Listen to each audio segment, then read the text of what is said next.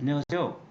오늘은 여드름 흉터의 치료에 대해서 한번 말씀을 드려볼까 합니다. 사실은 여드름의 치료, 여드름 흉터 치료는 대부분이 피부과 선생님이 영역이었는데 요즘은 이제 과의 영역이 많이 허물어졌습니다. 또 피부과 선생님은 외과 의사분이 아니어가지고 좀 어떤 때 보면 좀 과감하게 치료를 하면 좀 더 좋아질 텐데 이런 생각이 들 때가 있어서 제가 한번 성형외과적으로 한번 여드름 흉터 치료에 대해서 접근해 보겠습니다. 저는 신촌에서 연세 자이미 성형외과를 운영하고 있고 성형외과 전문입니다. 먼저 여드름을 알기 위해서는 우리 피부에 보면 땀샘이 있습니다. 이게 땀샘을 먼저 알아야 되는데 땀샘이 세 종류가 있습니다. 이와 같이 여기서 보면 아포크라인 땀샘, 에크라인 땀샘, 그리고 이제 세바시오스 글랜드라는 피지샘 이와 같이 세 종류가 있습니다. 이 아포크라인 땀샘이라는 것은 특히 우리가 겨드랑이 부위에서 이게 유전적으로 만들 때 우리가 암내가 난다 그래서 싫어하기도 하는데 이것이 동물에서 나는 채취 같은 때 많이 냄새에 주로 관여하고 에크라인 땀샘은 우리가 운동을 한다든가 한여름 같은 데 되면 땀이 피부에 나서 체온을 조절하죠. 이때 많이 관여하는 것이고 우리가 지금 여드름에서는 이 피지샘 이것은 이제 모낭과 이렇게 연결이 되어 있습니다. 배출구가 모낭 있는 부위에 배출구가 있는데 이 피지샘 이것이 주로 여드름에 관여합니다. 그래서 이 피지샘에 대해서 집중적으로 다시 한번 살펴보겠습니다. 이 피지샘만 따라 보면 피지샘은 이렇게 되어 있습니다.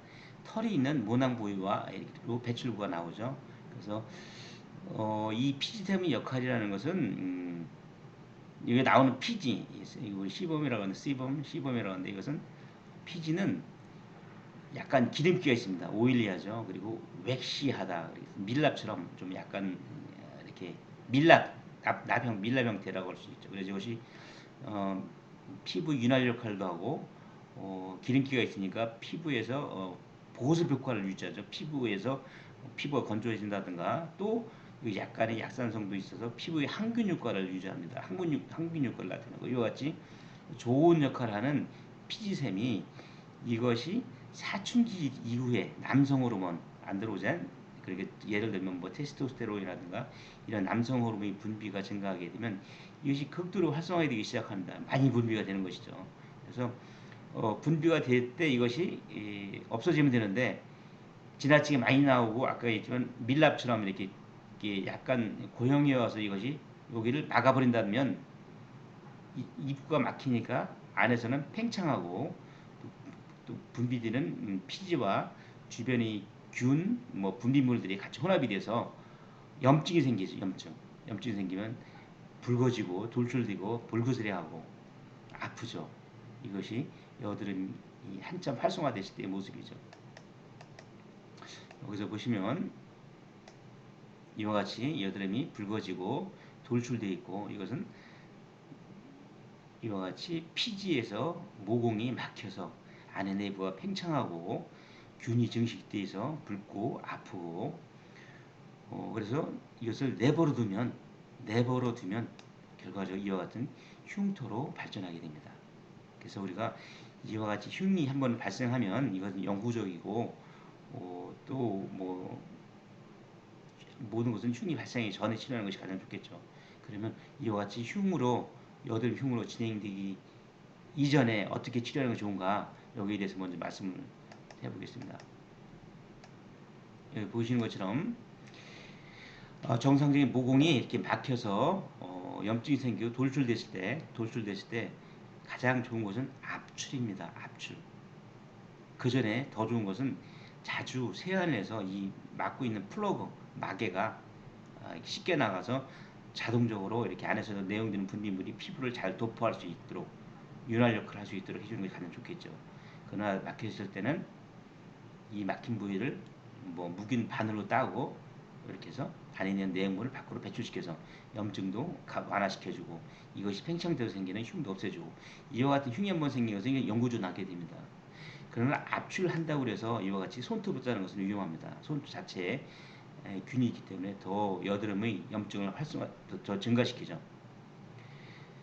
그래서 이와 같이 근데 문제는 이것이 염증 부위니까 아프고 또 붉고 그러니까 이게 쉽게 짜질 못하는 겁니다. 그래서 요즘은 바르는 마취제 같은 것이 있기 때문에 바르고 나서 한 2, 30분 지나면 좀 통증이 가라앉을 때 이 부위를 소독하고 묵은 바늘로 이 부위를 따고 묵은 푸어잡으로 짜주고 이와 같이 주기적으로 여드름 치료를 피부과 선생님이라든가 아니면 뭐 아시는 주변의 의사 선생님을 통해서 받는 것이 상당히 중요합니다.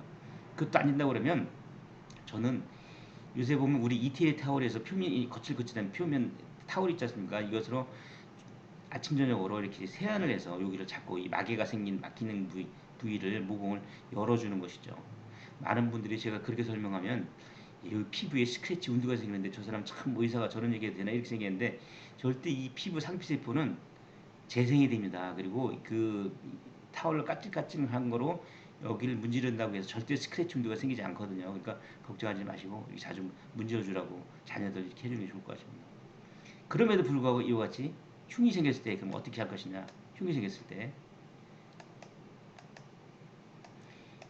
이 흉이 생긴 부위가 깊고 이렇게 이럴 때는 우리가 가는 정교한 메스를 이용해서 입을 도려내고 가는 실로 봉합하는 거죠. 이걸 다 일일이 그러려고 하면 많은 시간이 소요가 되고 어, 힘들죠. 그러나 그것이 이제 이와 같이 국수적으로 한정되어 있다고 하면 그 방법이 좋은 방법일 수 있습니다. 두 번째는 여기서 보시는 것처럼 고농도의 TCA라는 것은 우리가 원래 피부 박피제로 사용하는 화학약품인데 트리클로로아세틱 애시드 들어가죠. 산입니다. 이것이 아주 고농도 산. 이것을 우리가 픽이라고 해서 이쑤시개처럼 끝이 뾰족한 부위에 묻혀서 이렇게 함몰된 아랫부위를 자극하는 겁니다. 이 부위가 지금 TCA에서 화학 화상을 입은 것이죠. 그러면 이 부위가 반복되면서 자극에 대해서 올라오죠. 이렇게 위로 올라와서 개선시키는 방법인데 문제는 비용은 저렴하지만 아주 반복적으로 해야 된다는 거, 여러 차례 해야 된다는 거, 이것이 이 단점입니다. 또 하나는 디아제라는 장비가 있습니다.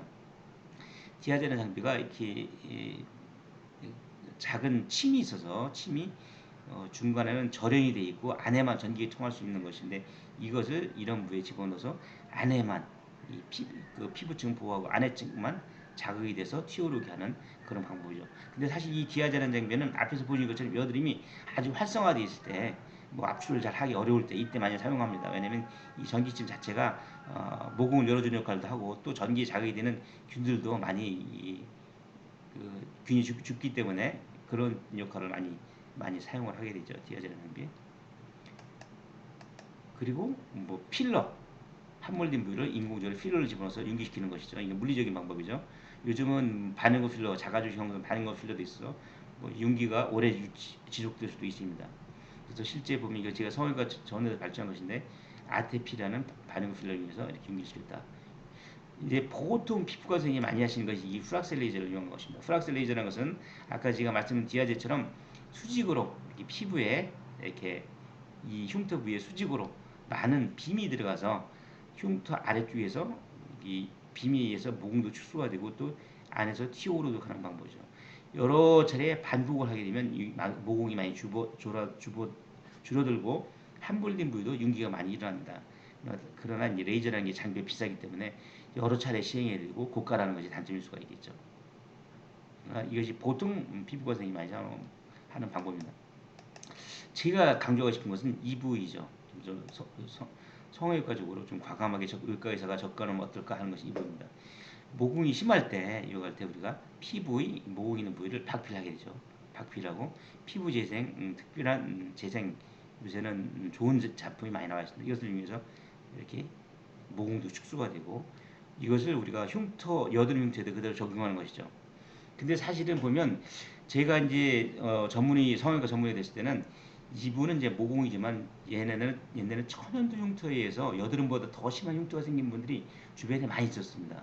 그런 분들한테도 이와 같은 박피술을 시행했고 그때는 이제 피부 재생 좋은 용액이 없어가지고 박피만 시행했었는데 지금은 피부 재생 용액이 있기 때문에 좀 더 결과가 좋을 수가 있죠. 그래서 제가 말씀드린 것은 이와 같이 한정되어 있는 부위, 국수적으로 한정되어 있는 부위, 이런 부위를 뭐 레이저를 뭐, 뭐 10여 차례 아니면 더 이상 반복하고 그러는 것보다 박피술과 피부 재생술을 이용해서 개선시키면 어떻겠냐 하는 것이 이제 제가 강조시 강조하는 부분이죠.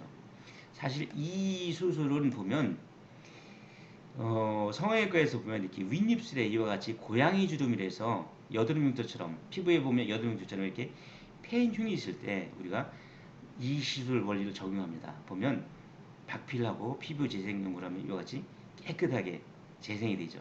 이와 같은 원리를 우리가 피부에 적용할 수 있다. 이런 내용이 되겠습니다.